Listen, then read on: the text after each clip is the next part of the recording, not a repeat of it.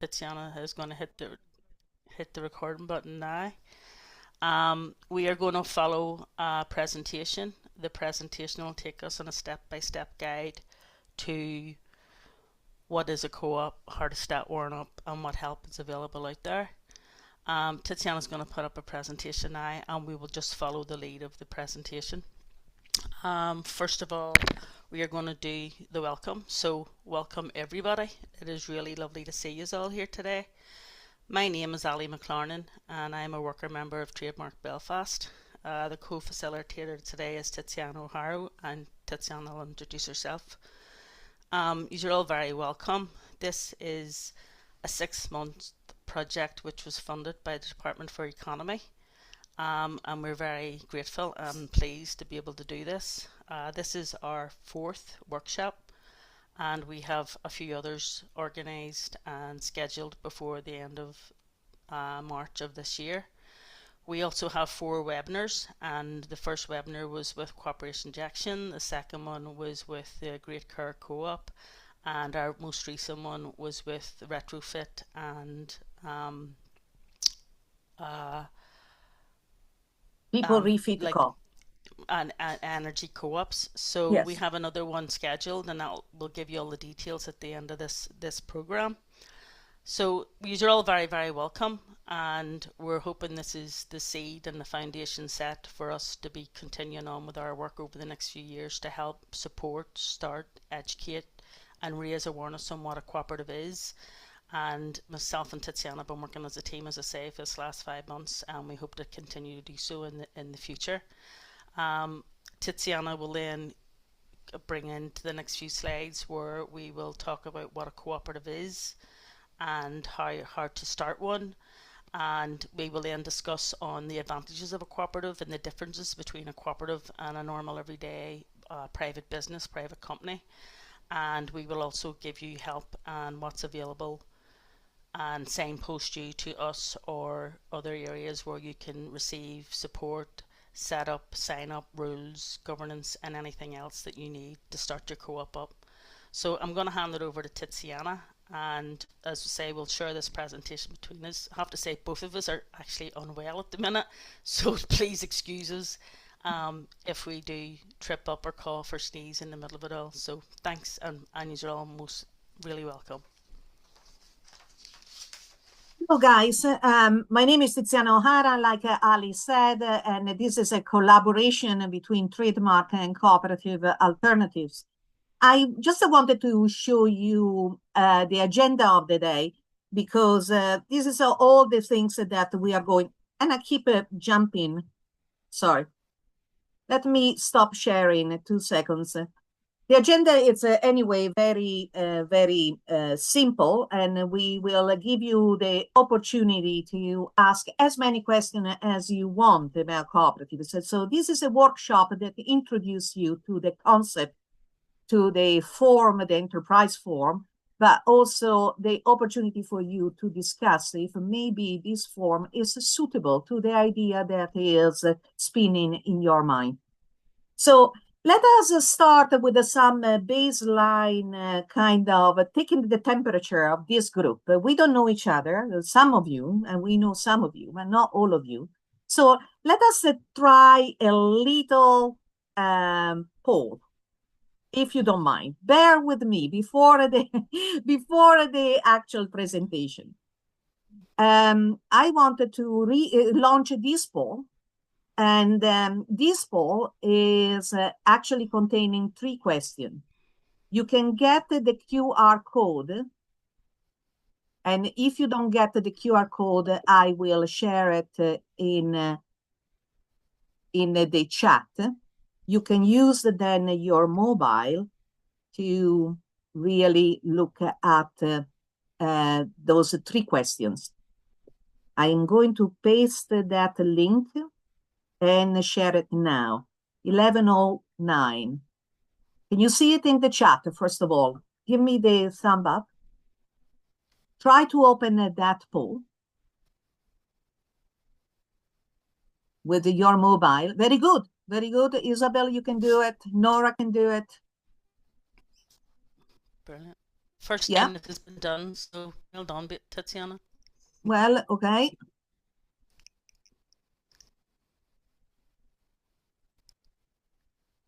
And some people have already answered. Okay, so there are basically three questions. What do you know about cooperatives? What do you know about cooperative development? And what do you know about cooperatives in Northern Ireland? And the answer are very straightforward: a lot, not so much, and nothing. So I give you another half a minute. We will be another 30 seconds.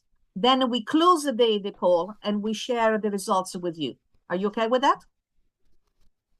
And it's just this poll is just to have a feeling of what you know about cooperatives. Because cooperatives, after all, have been with us for 150 years plus. But again, they were not the dominant form of enterprise in the past at least 50 years.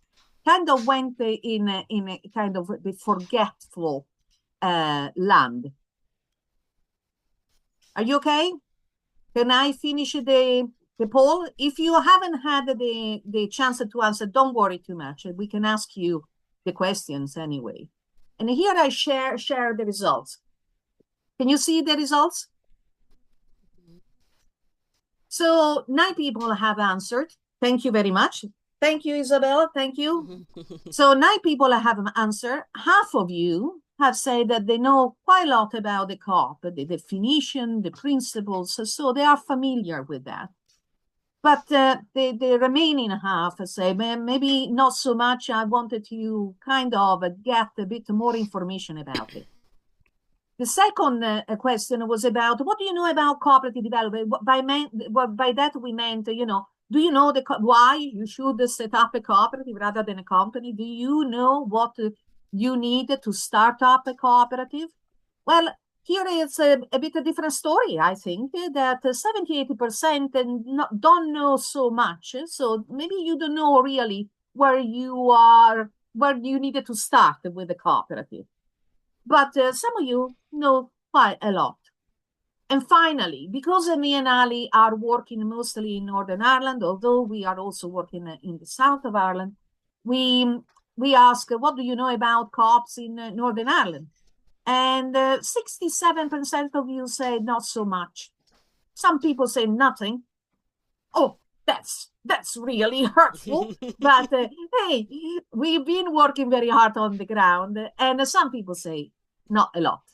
It was not interesting, but I'm sure that quite a lot of you. So I'm kind of quite a lot of you have direct maybe experience of some of the cooperatives, like a credit union. You may be a member of a credit union. But let's go back to our presentation. And thank you for your participation. Okay? That's give us a bit of an idea. And we want you to bear in mind what you have said, because we are coming back to you at the end of this session. And we wanted to see which of those 3 questions have improved. Does it make sense? Thank you. So let's move on. So here is what is a cooperative. A cooperative very much is defined by this definition that you see on the screen. This definition is shared by all cooperatives in the world. So this doesn't apply only to cooperatives in Northern Ireland or UK. It applies to any cooperative in the world. And the cooperative is defined as an autonomous association of persons. So immediately you can actually see the difference between a company and a cooperative. A cooperative is an association of people. A company is set up being an association of capital, of money. So this is one of the major differences immediately from the first 2 lines of this definition. And this association of people, it's united voluntarily, so nobody is actually obliged them to get together, but they are united because they wanted to really address a common economic and social and cultural need. So that's another big important part of this definition. The cooperative is an enterprise that is rooted in the need of a group of people or a community. And of course, they are going to satisfy that kind of particular need by jointly own a democratically controlled enterprise. And those are the main points of that definition that allowed us to understand the nature of a cooperative. A cooperative is jointly owned by a group of people and is democratically controlled. It means that everybody around the table, the members, are co-owners of the cooperative, but also that these co-owners do not have any difference in between them. They are the same. They are one member, one vote, democratically controlled. But this is only part of our identity. Ali will explain to you the other part of our identity. So that we have the definition, but we have also the principles. Are you happy, Ali, to carry on with that? Sorry, yes, okay. Yeah, the 7 principles of cooperation. These principles are followed by cooperatives all around the world. Every single cooperative that signs up to become a cooperative, these principles are embedded in their rules and their constitution. They are all agreed on, and the 7 principles are voluntary and open membership, which means anyone can join. Anyone can join the cooperative that has the understanding and want to learn and want to be part of the cooperative structure. And it's democratic member control, which means that all members have a vote. So it's one member, one vote. There is no hierarchy. There is no one who is the boss or the CEO or the senior manager. When it comes to a cooperative, it's equality. Everyone has an equal voice and an equal vote. A member economic participation, whether that's through where they invest within the cooperative or they receive payment for working within the cooperative. So that there's always going to be a financial transaction whether you invest within the cooperative or you earn from the cooperative, and that was what the member economic participation means, that you're financially embedded in it. Autonomy and independence means no one can buy out the cooperative. A cooperative is owned by its members. It's a standalone company. And you have to remember, a cooperative is a company. It's just an ethical company. People see cooperatives and think it's all this community thing and everybody's coming together and it's all, a cozy knit thing. It is a business. Majority of cooperatives pay a lot more tax and VAT and corporation tax than so many other smaller businesses. So it is independent, it is standalone, and it is a structured business. Education, training and information is embedded also within the principles, whether that is to go out into the community and educate on what a cooperative is, or internal training and skill base and enhancement of their education within their own cooperative.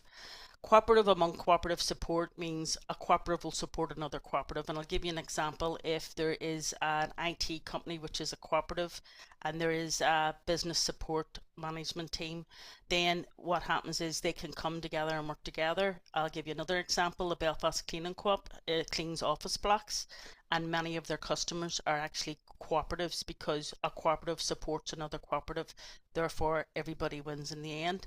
And concern for community. So within your rules that you have a concern for community, whether it is to enhance the lives of those within the community, whether it's to set up free education, training, awareness, and another couple of examples be you could help a local youth club out, you could help a local community group out, and that is all down to the members voting what area of concern within their own community that they need to help. So every cooperative throughout the world follows these 7 principles, and if you don't follow them 7 principles, then you really are a cooperative because they're embedded within your rules. The next slide, Tatiana. Can't even remember what the next slide is. As I said previously, cooperatives are owned by the members. So whether it's a community shop, the members own it.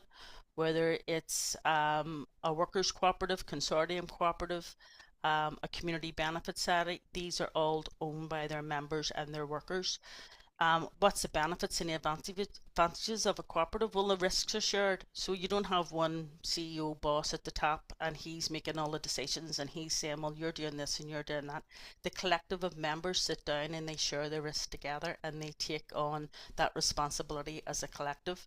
One member, one vote. So there's equality there. There's democracy embedded within the cooperative structure. So it's not going to be, one person's going to decide what everything's doing. It's going to be the majority vote. There's a skill share where you have the different skills embedded within the management, embedded within the team. So everybody's skills are as important as the other because you need them all to make the wheel keep turning. The profit is shared equally, and that would be when it comes at the end of the financial year, members will vote and they will vote on what the profit is. Now they can vote to reinvest money back into their cooperative to make it grow and enhance the growth for the next financial year, or they can agree to put 50% in and the other 50% goes as dividends to the members. Cooperatives are trusted throughout the world, and any company that has ethics embedded in it will see the cooperative and know that the workers are treated equally. They have concern for the community, and with the 7 principles embedded within their structure, then they are more trusted throughout the world. And as I previously said about the profit being recirculated within members and community, you can also decide at the end of financial year that some of your profit can go towards a community event, whatever community needs.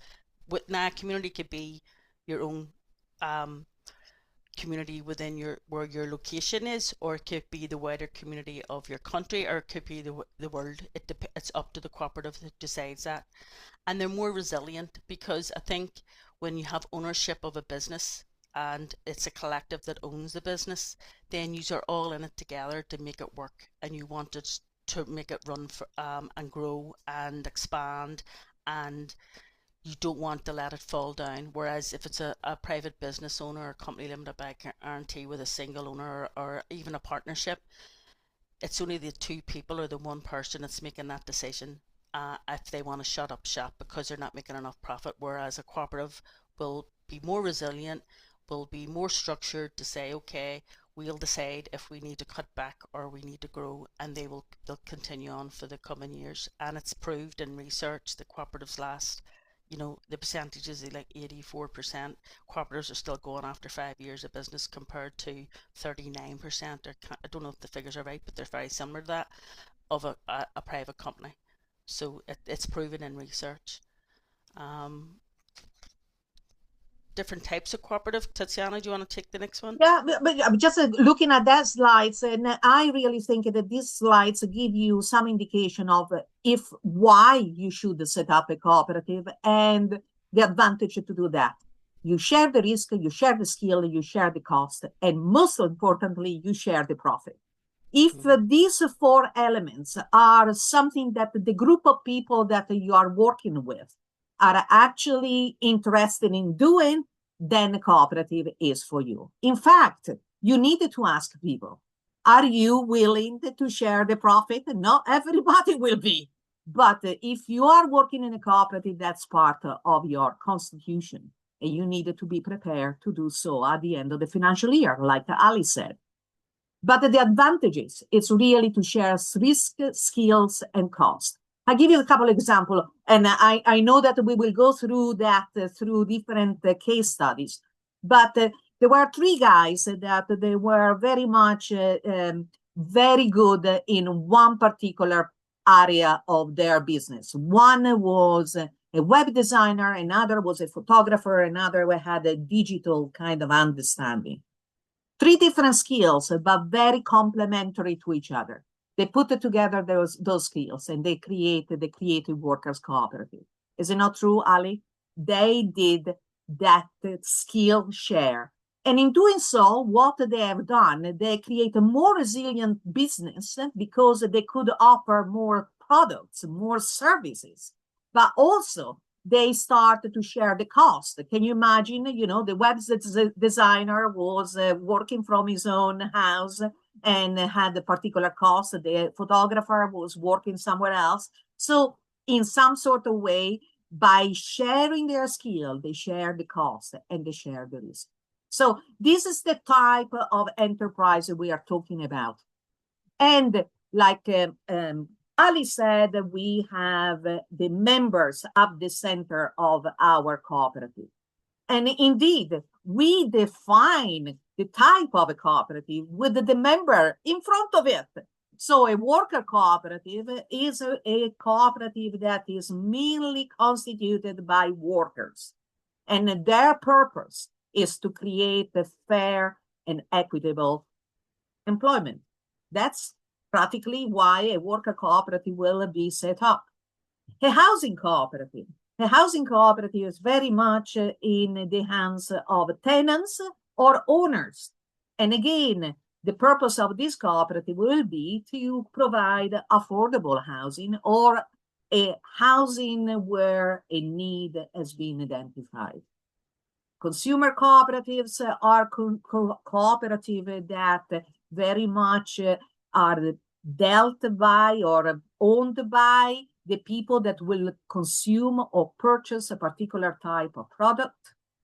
One of the biggest examples here in Northern Ireland is the Co-op shop that is owned by the members who shops in the shop. A consortium cooperative. Consortium cooperative, it means many things to many people, but to us, it means a cooperative that is made up of organizations rather than individuals. Bear in mind that this is not always the case, but there are quite a lot of examples of consortium in the farming community when you have farming or farmers that they are constituted as their own farming entity that they put together and share equipment, a tractor or something that is very expensive, and it can be owned by the consortium and share among the farmers. But multi-stakeholders cooperative is something that you need to bear in mind. This is an hybrid cooperative. It's a bit of where the members can be the workers, the consumers, the investors, the suppliers. It can have a different level of membership and therefore has that membership reflected into or onto the board, the decision-making of the cooperative. So each membership kind of category has a stake into the cooperative and has a weighted stake. An example of that is Lacada and Lacada Brewery Co-op, that is a brewing cooperative in the north coast of Northern Ireland.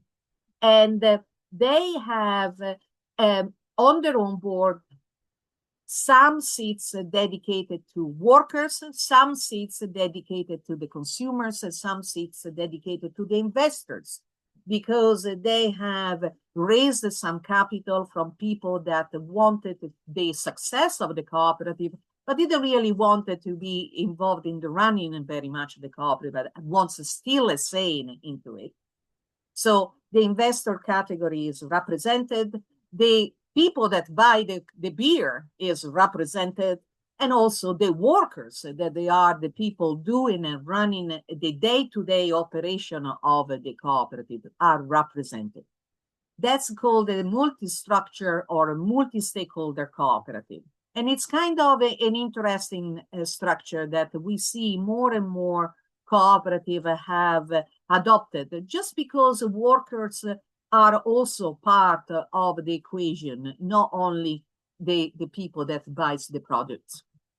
And then finally, there is a particular type of cooperative that we would really like it for you to bear in mind, where the cooperative is made up not only by the members, but a community at large. So you set up a cooperative when you are looking or answering to address the needs of the community. A community that can be, like Ali has already said, a geographical community or a community of interest. So, in a big example, a group of environmentalists were very, very supportive of introducing more renewables in Northern Ireland. Despite the fact we are north of Europe and maybe solar panel were not our main kind of focus at the time.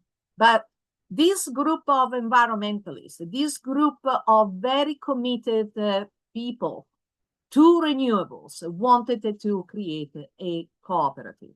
And so they did. And they decided to create a community cooperative that helped them to raise the capital to guess what? To buy 18 solar panel installation for 18 buildings across the north. Interesting, isn't it? So community cooperatives may really target the particular need of some community of interest. And that's something that we needed to bear in mind. So in say so, let's talk a bit more about in detail some of these case studies. Ali, you are the founder member of Belfast Cleaning Co-op, but Yeah, give yeah. you the chance. Well, Tatiana's give you an overview of a community co-op and has touched on about the shared skills of creative workers cooperative coming together because they've all got separate skills. And the Belfast Cleaning Co-op came about in 2012. It was women who were cleaners, and the areas where they were from was the Falls Road and the Shankill, and the women were doing cross community training together, but you have to remember they were also cleaners. And in 2012 they founded the first cross community workers cooperative in the north in many years, if ever. The women have been running the business and working for 14 years now, going into business 14 years. They have grown strength to strength. There's now 16 worker members within the Belfast Cleaning Co-op. They have won numerous awards, the Real Living Awards twice, Cooperative of the Year. They follow the principles. They have shown great concern for community, for education, for training, for paying the real living wage. And they are showing people that this can be done. This is what a cooperative is. Tiziana talked about the solar pan and the community coming together, following the 7 principles and creating a better life for the people within that community. The cleaning co-op do the same. They go home with a real living wage in their pocket. They feed that into their families. Then that's like a domino effect throughout their community. So every type of cooperative, whatever structure it's under, whether it's worker, housing, community, consortium, whatever it is, when they follow them principles, every single member and also members of the community on the outside are all benefit from the structure and the workings of the cooperative. The Belfast Cleaning Cooperative are still growing strength to strength. Their biggest issue is getting people to join because people don't understand what a cooperative is, and a lot of people are so brainwashed of working for the man and getting your wages and going home. They don't know that there is a more democratic, equal alternative to work for a business and to be part of a business. And that's what me and Tiziana have been trying to raise awareness for, getting it into the communities, getting it into the ether, to people to be realised there is a different way to run a business, and it's the cooperative way. But the cleaning co-op is still going, and I'm still part of it. And you can see me some Fridays with a toilet brush in my hand, helping them out. So it's something that's embedded in you, and if you follow the principles, then you'll always follow the principles the rest of your life. Tiziana, do you want to talk? You've already talked about Licata. Do you want to talk about the consumer co-op or the producer? Yeah, maybe people don't even be aware, is not aware that the Finn Valley, the big Finn Valley, this is a massive cooperative, is actually a producer cooperative because they have as members the producer of milk, and then collectively this farmer that produce milk will sell the milk on the market. And those are probably the oldest type of cooperative on this island. Everything started very much in the agri-co-op kind of sector, where the necessity of getting together to command more or better price for what you were producing, in this case, milk or butter, were really at the origin of the cooperative movement in Northern Ireland. In Ireland, sorry, across Ireland.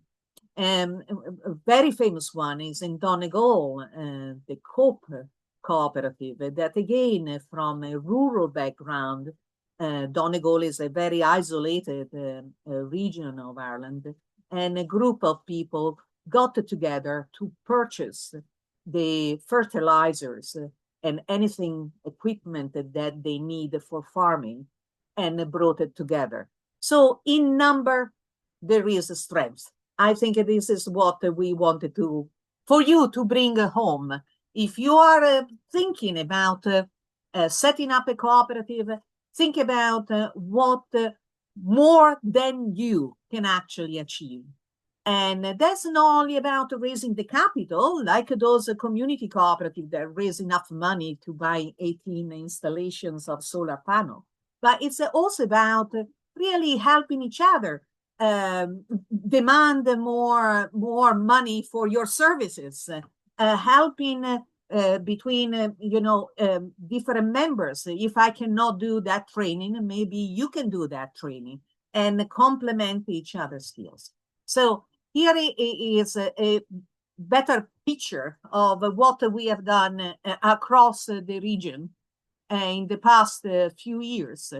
When we started to talk about cooperatives, we saw that cooperatives model was suitable in many contexts, from the energy, nice, to the brewery, but also to the farming, the new farms, the new organic farms actually developing now, and even sports. If you are familiar with the Ballymacash, it's a little part of Lisburn, on the outskirts of Lisburn, that decided to develop their sports facility, and they tried to do so with the help of their community, and definitely with the help of the commitment of the people around them. But there are also banks that they are cooperatives, and we don't forget the credit unions are part of this big movement as well. Although sometimes credit unions like to call themselves credit unions, but actually they are a cooperative whose members are borrowers and lenders. And that's what a credit union fundamentally is. So to recap, before opening the floors to questions, because I'm sure that you are tired to hear us talking. So these are the things that we want you to remember. A cooperative is not willy-nilly kind of structure. Is a business. It's definitely business. Although it's more ethical and more equal and fair. So it's a business with a difference. It's defined not by legal structures, although we have our preference in the way we wanted to suggest you how to set up a cooperative, but as you can see from the definition and from the principle, is defined by the set of principles that all cooperatives actually follow. There are several options for you to set up a cooperative. Depends on which role and what type of members you wanted to put at the center of your business. And you need to create a cooperative when that business answer to the actual needs of the members or of the community. That's a very delicate balance. It's not about what you want, it's what the community or the members want. And maybe this is also the challenge of setting up a cooperative, because it's not driven by one individual, but it's driven by a collective of minds. So it's maybe require more time to understand what each other means by a cooperative. So Ali, can we stop 2 seconds and we take the temperature of the room and we ask people, are you surprised? Did you know what we have just told you? What are your comments or your reaction to what you have seen so far? Yeah, feel free to speak up, or if you don't want to speak up, you can put your questions or thoughts in the chat and we will read it out for you. Yeah, can I ask one mad question? Go for it, Noreen. So if anybody is free to join the cooperative, what is to stop me loading the cooperative with people that I want to take over your cooperative with? Yeah, that's Well, mm, Ali. well, if you join and there's already a very strong base of members within the cooperative, Mm-hmm.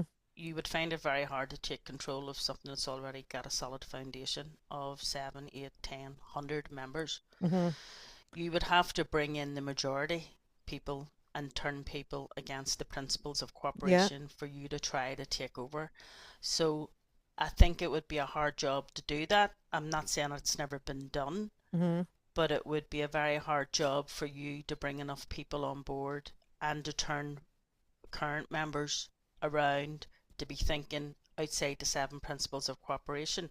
Now, if you've got an idea that is very beneficial to the cooperative and it is a great idea, then the other members will vote alongside you agreeing with your great idea. But if your thoughts and your process is to maybe destroy or disrupt Yeah. the cooperative, there will be already a solid foundation set within the cooperative who you'd have an awful battle on your hand, Noreen, in my thoughts. Tiziana, do you have anything to add to that? Yeah, I have to say, this is a common fear, Noreen. Yeah. You're not the only one thinking in those terms, and it may happen. But solid foundation, yes, of course. Good policy, Noreen, Mm-hmm. code of conduct, maybe some policy about membership. You know, when we are saying that membership is open and voluntary, it doesn't mean that it doesn't have a process. You can actually have an application process for the members to join your cooperative. You can also invite members on a temporary basis. So, for instance, like a bit of a probation period, so that you can see how people feel and settle into a cooperative environment. And there is a bit of screening on your side if you have more people joining in. But mostly, it's about being very clear what you want from your members. Sometimes, without taking out of the equation the malice that some people may probably have. Mm-hmm. Sometimes people misbehave in cooperative because they are not clear about their role. So let's you do some work. Let's do some work on your role, the member's role. What do you expect from them? What do you expect from a director? What do you expect from a member that is coming to your board? What do you expect from a volunteer? So in that respect, Noreen, there is a bit of work to be done governance-wise to avoid that level of disengagement. People get disengaged. That's important to say that. So it's a constant really talking towards the membership, and don't put the onus on the members all the time. Sometimes the onus is on us to make the cooperative more interesting for the members. Sorry. Yeah, 100%. I mean, and it's when you start up your cooperative, when you have your policies and your procedures and your joining of the new members, these will all be set in place to try to avoid a conflict, or there'll be procedures in place that will be able to stop that before it gets too much. And it probably has happened before, but when your policies and procedures and your everything's in place, then you follow that structure to Mm-hmm. stop reprobates like you, Noreen, wrecking things. Well, thanks, Ali, for that. Okay. Any other question? Tom has said it would be nice to see the hierarchical structures of charities move towards this model. 100% agree with you. 100% agree with you. I see so many trustees and board of directors on charities who are dictating to the people who are running and managing different charities, and I think that type of structure would be perfect because the people who are working it, the people who are managing it, the people who are out on the streets doing the charitable whatever work that may be, they're the ones that knows what needs to go on within it, and a lot of the times, not all the time because there's some fantastic charities, but that the hierarchy above is dictating what the workers can and can't do and what the management can and can't do. So yeah, I agree with you there, Tom. And also, Tom, bear in mind that there is a big difference between a charity and a cooperative.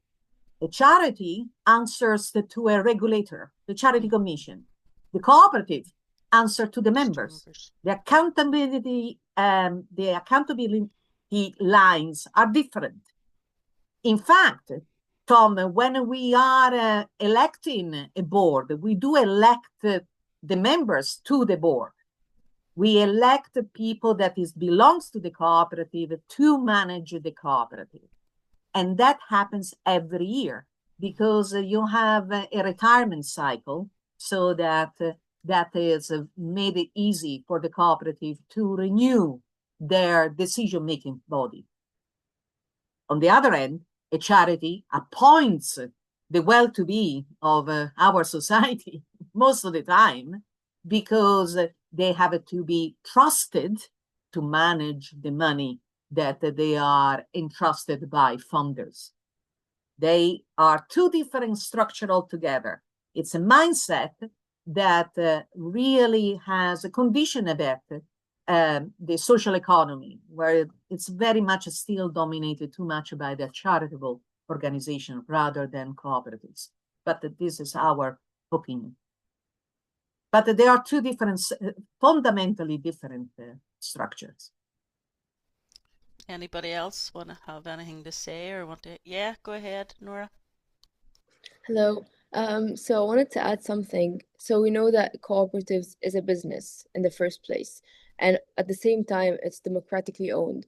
What if during crisis or during times where they need to hire specialists, or maybe the members lack the market information or the market knowledge? They do have the knowledge about cooperatives, which this is a different problem. Some people don't have the cooperative knowledge, but what about the market knowledge, the industry knowledge? For instance, the cleaning Belfast society. What if not all members know about the cleaning industry, what profit we need to make, how can we get onto the how can we be more competitive to get more people to ask us for cleaning orders? How can we attract more members? So this is another problem. So what about the external pressure? What about the market and the government that force us to hire external managers, which is a problem of management because we can't manage the cooperative ourselves? And how is maintaining the 7 principles sustainable on the long term? I'll give you an answer about the Belfast Cleaning Co-op. The Belfast Cleaning Co-operative. This was just an example. I don't know much about them. And because everybody thinks right away the cleaning co-op, everybody's cleaners, but everybody's not cleaners. We have people with skill. It's a multi-skilled cooperative. Everybody can clean, but they're highly trained cleaners, and they go through every type of training and examination to be how professional they are. But also within that mix of members, there's also managers, there's also people who do time, people who do the financial side of things, people who do the promotion, and they're also cleaners as well. So they're multi-skilled, they're not just cleaners. If we need outside help, we normally go and ask another cooperative with them skills to come and work with us because they follow our principles, and that is one of the principles: cooperation to cooperative support. If we need other help, whether it's something completely different, market research, we've got members within the cleaning co-op who do the market research and find out the costs and find out what growth will be, and how we can secure more customers for the next financial year, and what the price range will be, what the salary scale will be. We have that. We have meetings every month that sit down and go, this is our finances coming into the next quarter, this is what we need to find for the next 6 months, this is new potential customers who can go out and do a site visit, who can go and do a safety visit. So there is skills embedded within cooperatives, and if they're not there, that's where it comes to education training, and then they train the members up so that they don't have to go outside to a corporation who are going to put the arm in and charge them an arm and a leg. And if this, or else they will reach into a cooperative who has them skills, who will then come in and work with them. Hmm. There's many different things that I can think of. The Belfast Cleaning Co-op needed a new website. They needed all their social media set up. They contacted Creative Workers Cooperative, who had the IT, the web maintenance, the web setup, the design, the graphics. They were able to do that 14 years ago. They did that. Still to this day, they support anything that needs done. But in that meantime, members of the cooperative were trained up on social media, how to set up, things, events, things that were happening, and also trained on going out and doing site visits and safety checks. So, and then we had people who had financial backgrounds, doing timesheets, doing payrolls, doing financial returns, returning to FCA, sending things in that we needed to do, dealing with HMRC. We have skilled people within the cooperative who do that and who also go out and clean.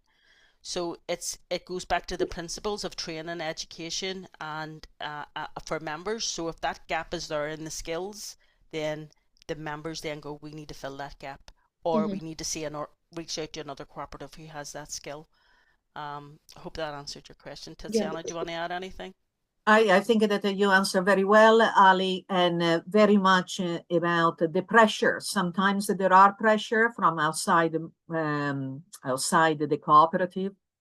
But of course, the cooperatives are more resilient because it's co-owned by the members. So the members can also self-sacrifice. We saw that in some of the cooperatives, even in some of the brewery cooperatives. For a period of crisis, the members decided to, well, we go and work voluntary maybe, and we keep open the tap room for during the weekend.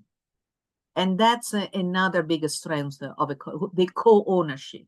When you co-own, you're not passenger. You are an active member. You should be an active member that really has at heart the success of the cooperative as a whole. So, yeah, nothing else to add. We believe that skills can be acquired from within the cooperative. So equality doesn't mean that we are all the same in that respect. It means that we can perform different roles. And sometimes we swap those roles. In the famous Suma cooperative, that is one of the biggest workers' cooperative in UK, you had teams that rotate their jobs so that they become familiar with different areas of production or operations. That's another way to train up and skill up. The attention of what happens inside your cooperative is very, very high in a cooperative. It's not like a company that the bottom line is profit, profit, profit. I needed to make money. No, in a cooperative is I needed to ensure a job for the members that they are working here. Or I needed to ensure that we keep having this service for the community that is availing of this service. Different mindset. I have one more question, please. Go. So if we are able to control this inside the co-op together democratically by switching roles and all of that, what if we're pressured to deliver something very quickly? What if we have this is just an example. What if we have a cleaning contract that needs to be filled quickly? How does the external pressure and time pressure on the members affect the way they organize their work or rotate their jobs, or who makes the decisions? Because the time pressure also plays a role, even if we are trying to stick to the principles. Ali, do you think that is something that you can? I think that the collective action goes back to what we can afford to do. Yeah. So the decision making is not one person, but Yeah. Ali. Yeah. Nora, can you say your question again? Sorry, I was just answering on the chat. Can you No problem. Yeah. So when you answered my first question, you said that inside the cooperative, we come together, we help each other develop the skills. Everyone comes with different backgrounds. But what if there's an external pressure? What if, because we are operating in the market, what if there's pressure that we need to respond now to policies, to government policies, to customer demands? Does that affect in a negative way the level of democracy, or the level of who decides how to organize the work, or who decides to make the quick decision right now that we need to make? What if someone is not here? Other Yeah. members are busy. Well, there always is external pressure. There's different issues and different things that happen within the cooperative. We have a chat and we're all on the chat, and even if one member's gone, it's still going to follow the principles of cooperation, where the collective vote together and agree together what the next steps are, whether it's outside external pressure. We had cleaning companies who were coming for us because we secured contracts that was theirs, and they weren't happy with us, and they wanted to speak to the management of the cleaning co-op. So we says, look, you can contact the 14 of us. At the time there was 14, and speak to us all, because we're all the management. It confuses people. We have had different issues and problems. You're saying about, hitting things. COVID closed down 60% of the Belfast cleaning co-op's income. Within 1 week we lost 60% of income, because everyone was told to work from home. So all the offices blocks were closed, all the surgeries were closed, every customer that we had, the majority of them were closed. But we also had customers that we couldn't let down, which was Women's Aid, the refuges, Clonmel Housing, which is social housing, people with disability needs, and they did not want us to stop working. So we had some of our staff, and some of our staff members had to shield because of underlying health problems. They could not work. Some of our staff we had to furlough, when the government brought in the furlough scheme. But a small team of the cooperative went out and worked and covered the most essential jobs that we had to do during every lockdown. Now, in saying that, every lockdown meant that there was workers working, bringing income in, but there was workers furloughed that the government paid 90%.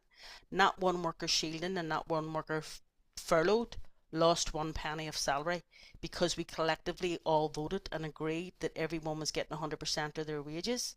We then invested in different products and different cleaning machines that then went out and did fog and disinfectant cleans of main buildings. Our income grew. We didn't lose an awful lot of money, even though 60% of our customers closed, because our big one-off disinfectant jobs for major buildings brought the revenue in to help cover the other 10% of the furloughed staff. Then the government cut it down to 80%. It covered the other 20% of staff. Then the government cut it down to 70%. It covered the other 30% of the staff's wages. Not one member lost one penny of wages during every single lockdown during COVID. Now, we were hit with customers closing. We were hit with the decision making and going, okay, what we were doing. And we voted on, this is what we'll do. This is a team that will go out. And everybody supported everybody during that. And that was a worldwide pandemic that hit a small workers cooperative in Belfast. And we were a small business, and we still had to do our returns to FCA. We still had to pay our money to HMRC. We still had to get on with the job. So I think being hit with a worldwide pandemic, being hit with customers' issues or anything else, we collectively vote, we collectively agree, and there's never one person making the final decision. It is equal and it's democratically run, so everybody agrees. Okay? It's actually fair to say that in the moments of need, the democracy is coming out. And if you're not 100%. democratic before that, then you're not going to become democratic in there. But if you are democratic before that, then it's exactly what you need. Yeah, 100%. Fantastic story, I think. I would say that we reach halfway through our session. If you wanted to fill up your coffee, would you like to do that? Would you like to fill up with 2 minutes your coffee? Come back and we really restart the presentation with the journey of a cooperative, the development of a cooperative. Are you okay? Can we say that it's now 11:59 and we are all coming back here at 12:03, 12:04? Are you happy with that? Fill up your cup of coffee and then come back. Hi, Tiziana.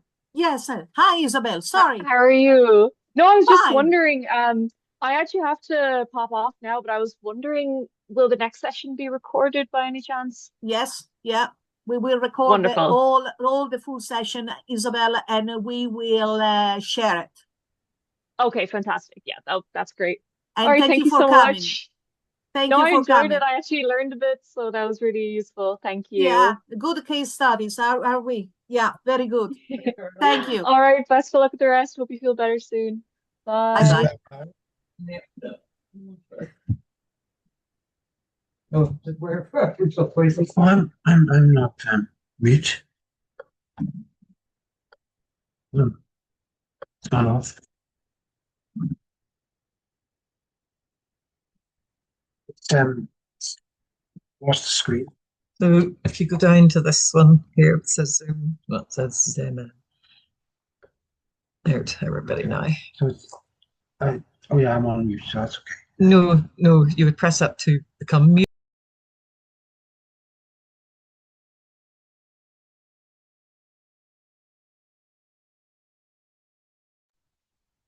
So Now you can quiet now. speak. It's silent. No, no.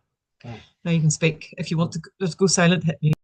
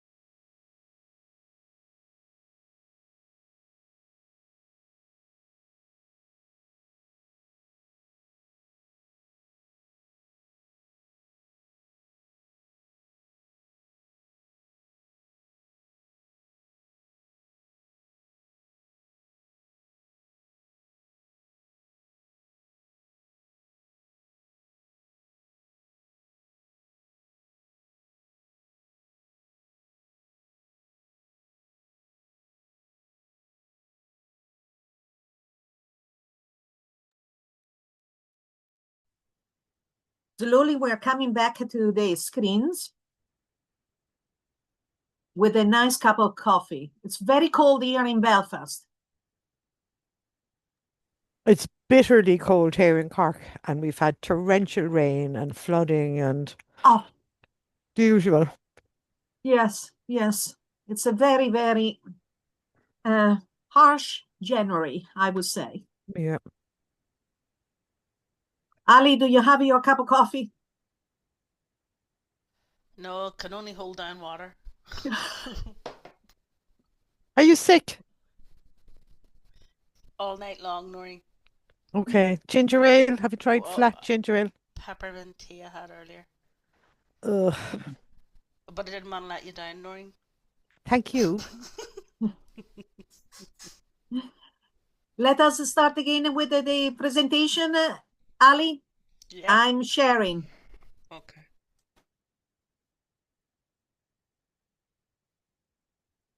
Okay, so we know the recap, and now we are going to discuss. So where do we begin? You wanted to take it the beginning? Yeah. Where do we begin? Oh, okay. So let's start the journey. So you have to decide who you are and what type of cooperative you want to be. If you've got a collective of people together, you already know, what your skills are, what your dream is, what your plans are, but you haven't got everything sorted out yet. So you have to say, okay, sit down as a team, sit down as the founding members and say, okay, who are we? What type of cooperative do we want to be? And how are we going to get there? So next slide, Tits. So the beginning of it would be you need to do a feasibility study. You need to sit down as a collective and go, is it feasible? Or, will it work? Is this service? Is this product? Is it something that we are going to make ourselves, or are we going to produce ourselves? Is it something that we're going to, as a team, if you give an example, the creative workers had their different skills with the filming, the graphics, the website. That's a skill that they were able to serve. Or are we going to be a production cooperative where we are making something? It could be like Canterbury, they're making a beer. So you have to sit down as the founding members and decide what is our product, what is our service, and how do we start to build up the activities for us to get there? How are we going to get there? And what do we need? What resources do we need to be able to get there in the first place? And is there a need out there? Because once you do your feasibility study, you see a gap in the community, or you see the gap in the market to go, you know what? Our service, our product would slot right in here because there's a huge gap, because you've seen it's feasible to set up your new cooperative, you know the product or the services you're going to provide. So then you have to think of, well, what resources do we have that we were able to start up this business?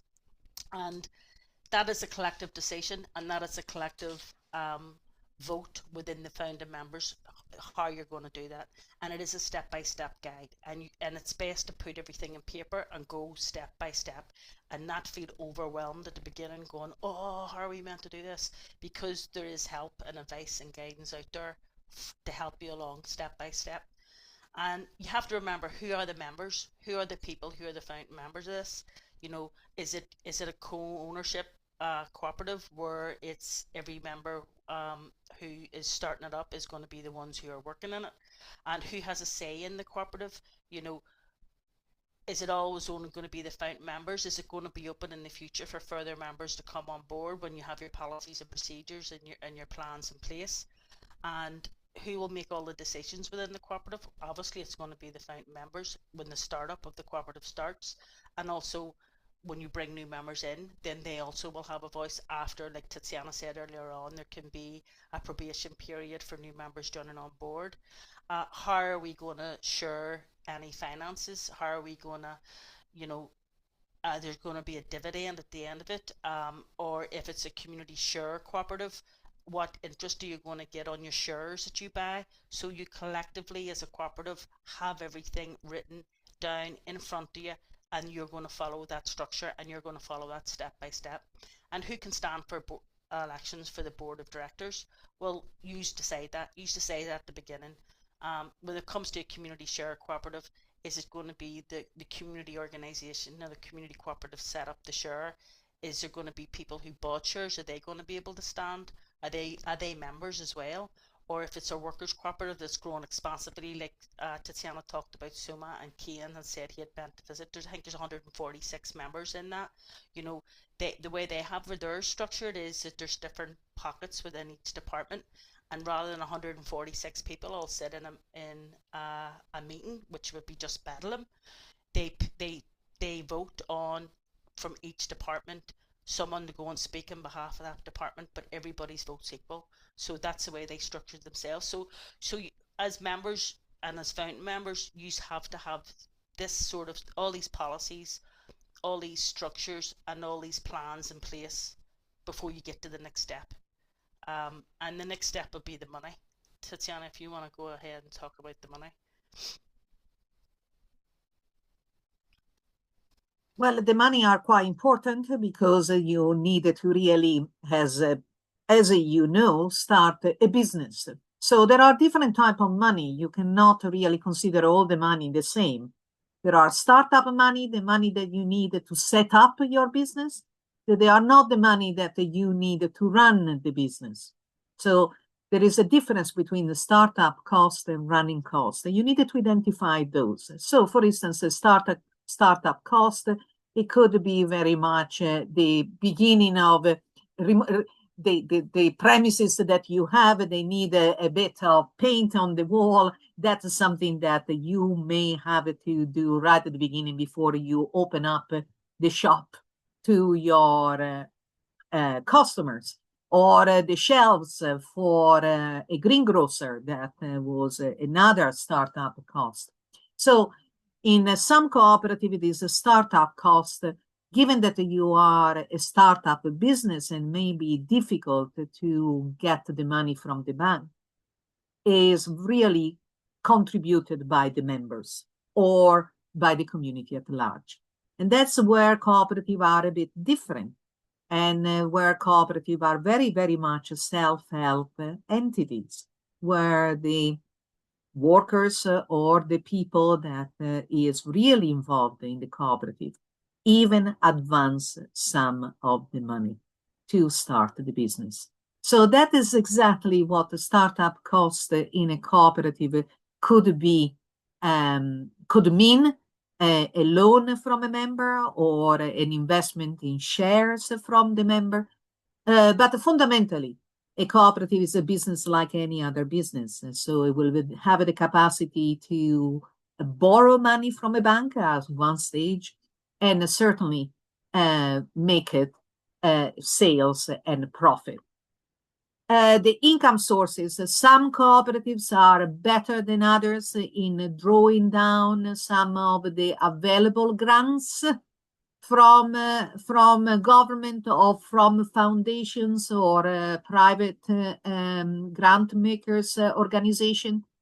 But mostly the most part of your income will be connected to your trade. If you are producing beer, it's about selling beers. If you are cleaning, it's about a debt service. And the majority of your trade will be what it's your profit and loss.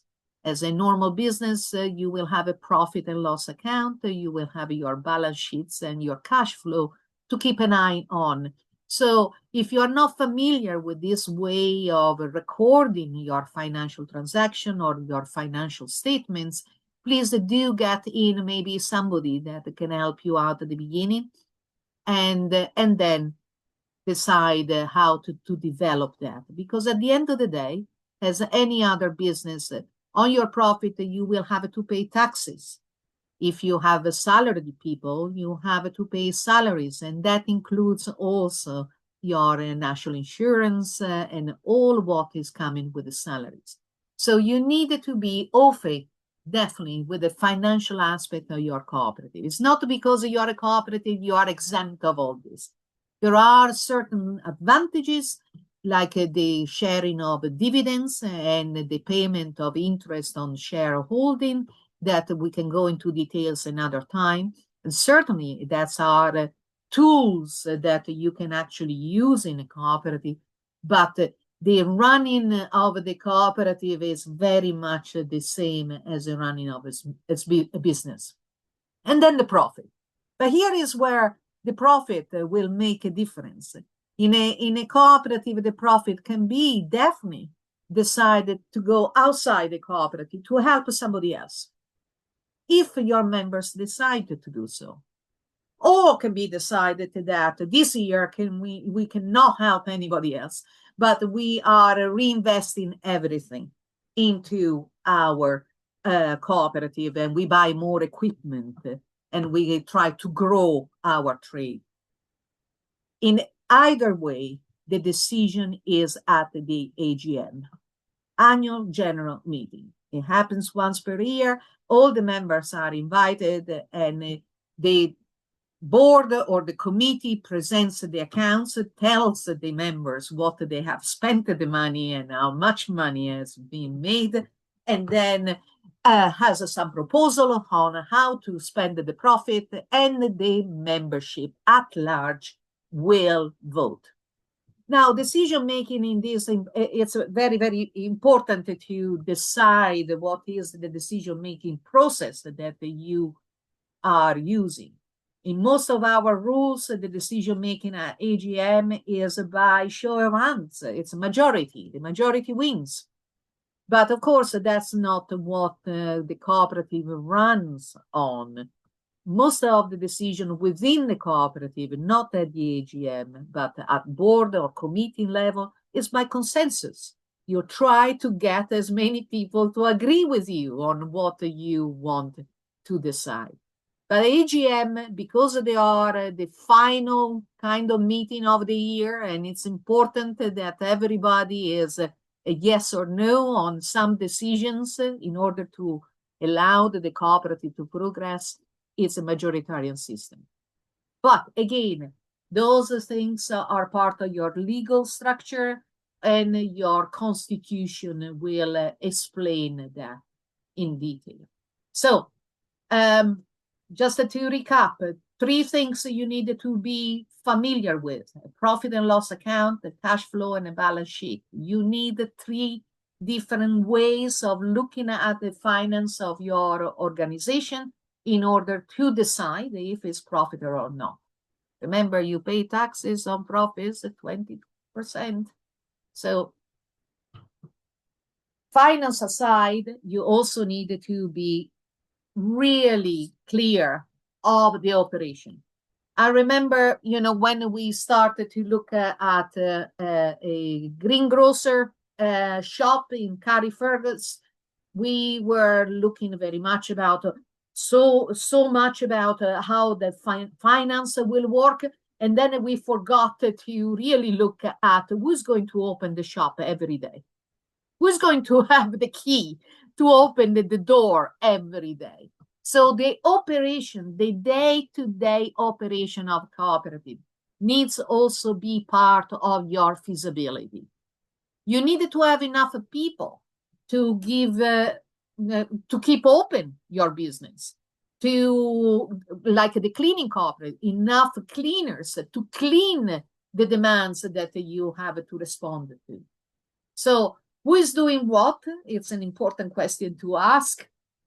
Even before you open the shop or you open your cooperative for business, where are you operating from? Do you need premises, for instance? Can you cut that cost, or can you actually do you have to rent out somewhere? What equipment do you need, and how do we do it?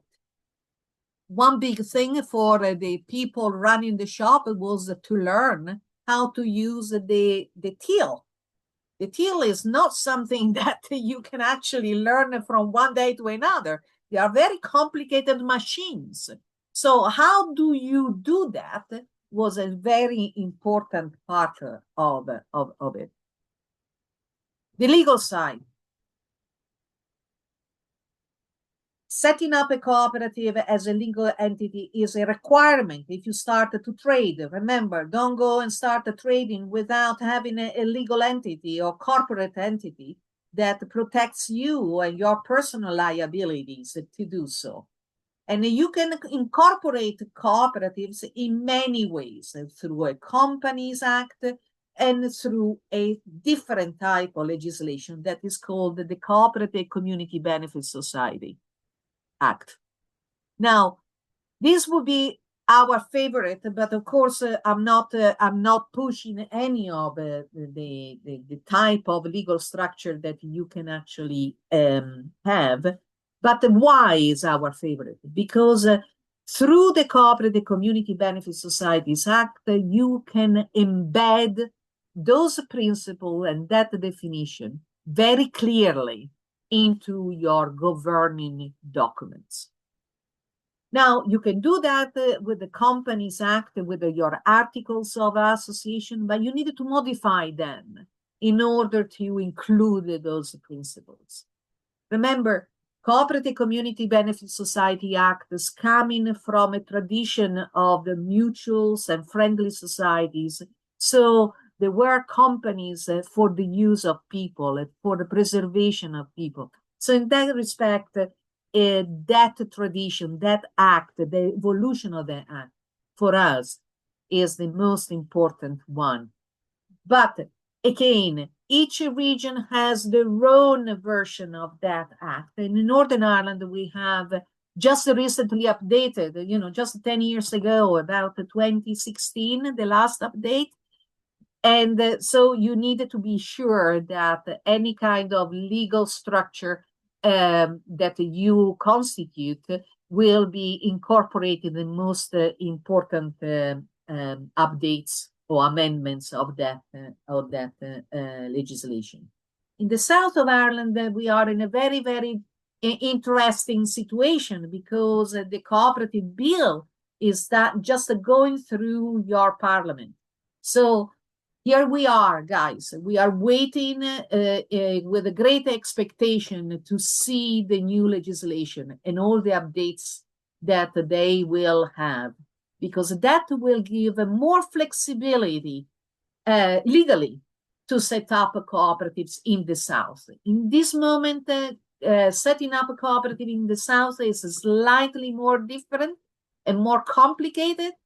So this is why most of the cooperative in the South probably are companies or done under the Company Act.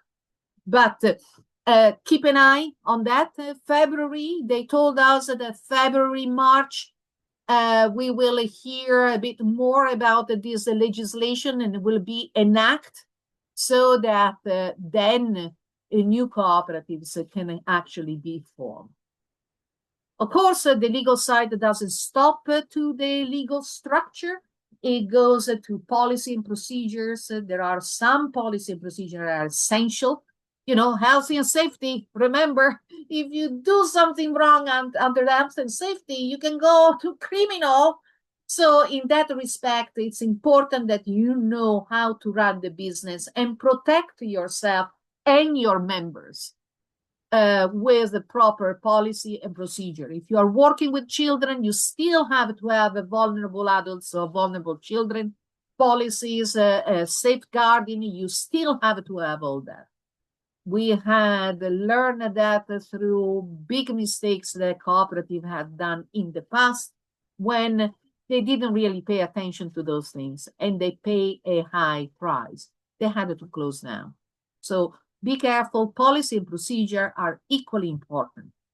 And insurance, some of the risks that you are dealing on a day-to-day operation of your cooperative are too big for you to take a risk for. So an insurance will help you to mitigate that risk. In particular, if you are dealing with the public, you need to really think about public liability, or if you have employees, you need to have employer's liability.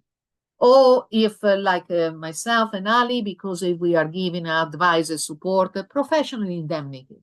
So those risks that they are too big to pay out, if something goes wrong, think about insurance. You will say, oh, it's a lot of money. Yes, but it's money well spent. So legal side of things, or it's bigger than that. And that's part of your feasibility, guys. There is no risk at this moment in time, but you need to really think about how you are setting up things. And you need to think in advance what is happening, what if. And that's an important part of the cooperative. Ali, do you want to add anything else about the legal side? Oh, by the way, sorry, just one thing. The regulator of the Cooperative Community Benefit Society Act in Northern Ireland is the Financial Conduct Authority.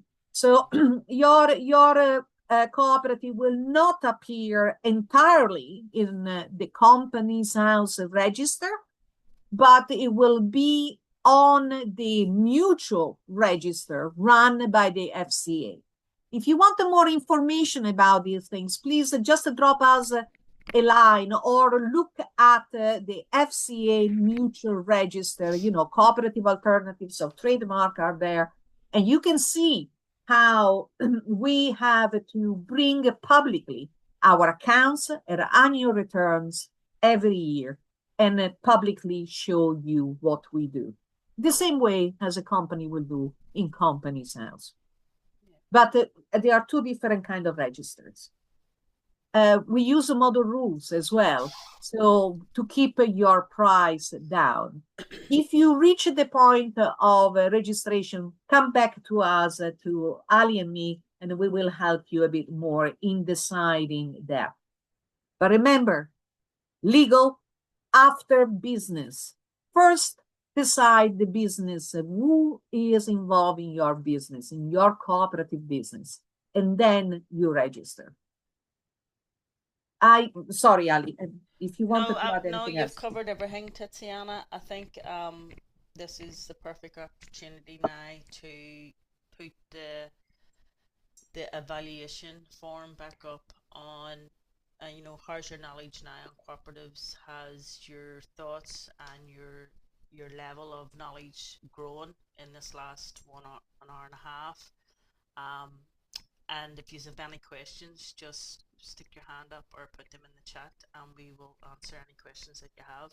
But Tiziana's putting the poll up again for your after this session so that we can see the difference, that we're on the right track on giving you that bit more knowledge and that bit more understanding and awareness of what a cooperative is, the different structures of cooperatives, how to set a cooperative up, what work you need to put in before you even register to become a cooperative, and what legal structure and finances you need to have in place, and policies and procedures and insurance you need to have in place when you first open your doors or the first day of the cooperative.